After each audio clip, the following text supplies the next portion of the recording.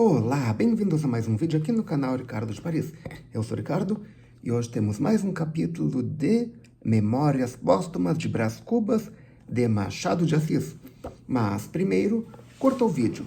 E se for a primeira vez aqui, inscreva-se e acione o sininho para receber as notificações. Nós temos vídeo novo todos os dias, 19 horas. Já curtiu? Já se inscreveu? Já assinou o sininho? Então vamos para o capítulo 12. Um episódio de 1814. Mas eu não quero passar adiante sem contar sumariamente um galante episódio de 1814. Tinha 9 anos. Napoleão, quando nasci, estava já em todo o esplendor da glória e do poder. Era imperador e granjeara inteiramente a admiração dos homens. Meu pai, que a força de persuadir os outros da nossa nobreza, acabara persuadindo-se a si próprio, nutria contra ele um ódio puramente mental. Era isso o motivo de renhidas contendas em nossa casa, porque meu tio João, não sei se por espírito de classe e simpatia de ofício, perdoava no déspota o que admirava no general. Meu tio padre era inflexível contra o corso. Os outros parentes dividiam-se, daí as controvérsias e as rusgas. Chegando ao Rio de Janeiro a notícia da primeira queda de Napoleão, houve naturalmente grande abalo em nossa casa, mas nenhum chaco ou remoque. Os vencidos, testemunhas do regozijo do público, julgaram mais decoroso o silêncio. Alguns foram além e bateram palmas.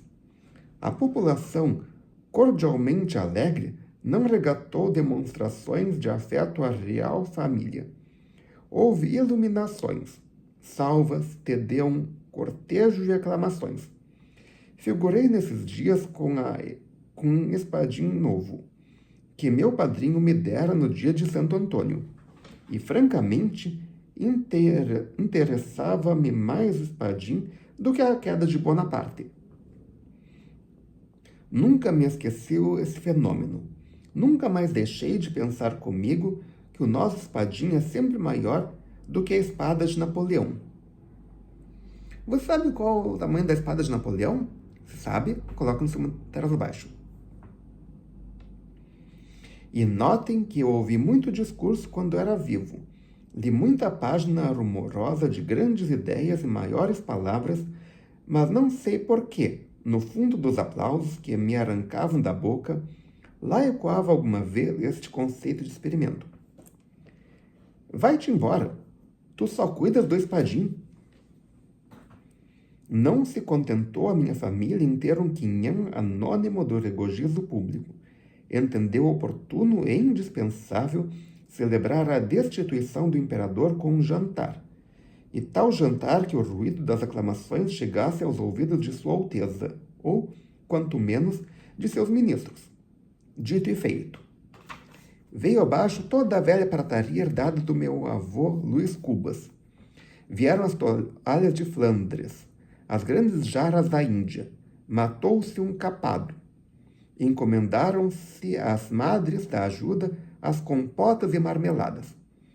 Lavaram-se, arearam-se, poliram-se as salas, escadas, castiçais, arandelas, as vastas mangas de vidro, todos os aparelhos do luxo clássico. O que são mangas de vidro? Se você sabe, coloque nos comentários abaixo.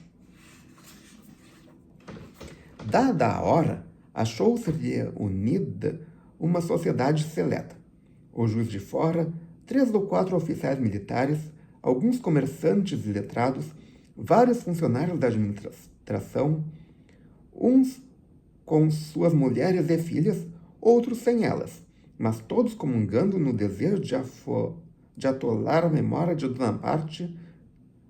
Bonaparte no papo de um peru. Não era um jantar, mas um tedeum.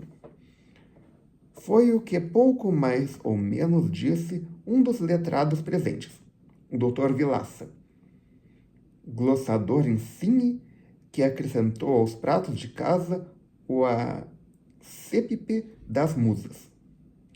Lembra-me como se fosse ontem. Lembra-me de o ver erguer-se com sua longa cabeleira de rabicho, casaca de seda, uma esmeralda no dedo, pedir a meu tio padre que lhe repetisse o mote.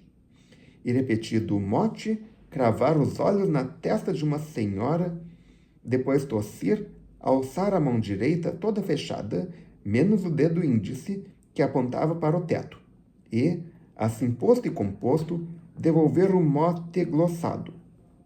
Não faz uma glossa, mas 3. Depois jurou aos seus deuses não acabar mais. Pedia um mote, davam-lhe. Ele glossava-o prontamente, e logo pedia outro e mais outro, a tal ponto que uma das senhoras presentes não pôde calar a sua grande admiração. A senhora diz isto, retorquia modestamente o Vilaça, porque nunca ouviu o Bocage, como eu ouvi no fim do século em Lisboa. Aquilo sim, que facilidade! E que versos! Tivemos lutas de 1 e 2 horas no botequim do Nicola, a glosarmos no meio de palmas e bravos. Imenso talento o do Bocage. Era o que me dizia há dias a senhora Duquesa de Cadaval. E estas 3 palavras últimas, expressas com muita ênfase, produziram em toda a Assembleia um flâmito de admiração e pasmo. Pois esse homem, tão dado, tão simples, além de pleitear com poetas, discreteava com duquesas. Um Bocage e uma Cadaval. Ao contato de tal homem, as damas sentiam-se superfinas. Os varões olhavam-no com respeito, alguns com inveja, não raros com incredulidade. Ele, entretanto, ia caminho a caminho, a acumular adjetivo sobre adjetivo, advérbio sobre advérbio, a desfilar todas as rimas do tirano e de usurpador.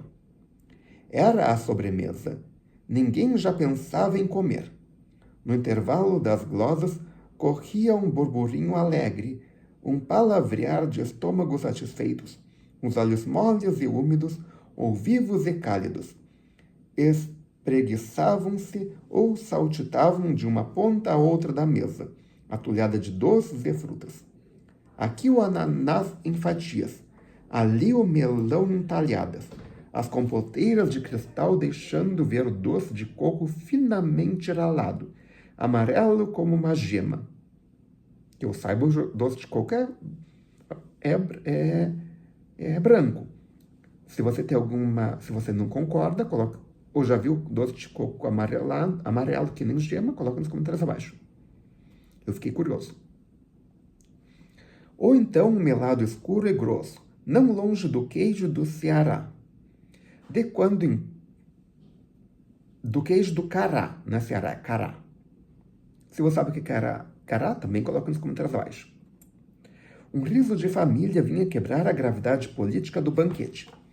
No meio do interesse grande e comum, agitava-se também os pequenos e particulares. As moças falavam das modinhas que haviam de cantar ao cravo, e do minuete e do solo inglês. Nem faltava a matrona que prometesse bailar um 8º de compasso só para mostrar como folgara nos seus bons tempos de criança. Um sujeito ao pé de mim dava a outro notícia recente dos negros novos que estavam a vir, segundo cartas que recebera de Luanda. Uma carta em que o sobrinho lhe dizia ter já negociado cerca de 40 cabeças, e outra que lhe dizia ter já... e outra carta em que trazia juntamente na algibeira, mas não nas podia ler naquela ocasião. O que afiançava é que podíamos contar só nessa viagem uns 120 negros, pelo menos. Trás, fazia o Vilhaça batendo com as mãos uma na outra. O rumor cessava de súbito como um estacado de orquestra, e todos os olhos se voltavam para o glossador. Quem ficava longe aconchegava a mão atrás da orelha para não perder palavra. A maior parte, antes mesmo da glossa, tinha já um meio riso de aplauso, trivial e cândido. Quanto a mim, lá estava solitário e deslembrado a namorar certa compota da minha paixão. No fim de cada glossa ficava muito contente, esperando que fosse a última, mas não era. E a sobremesa continuava intacta. Ninguém se lembrava de dar a primeira voz. Meu pai, à cabeceira, saboreava a goles extensos a alegria dos convivas. Mirava-se todo nos carrões alegres, nos pratos, nas flores. Deliciava-se com a familiaridade de travada entre os mais diversos espíritos, influxo de um bom jantar. Eu via isso, porque arrastava os olhos da compota para ele e dele para a compota, como a pedir-lhe que me servisse. Mas fazia-o em vão.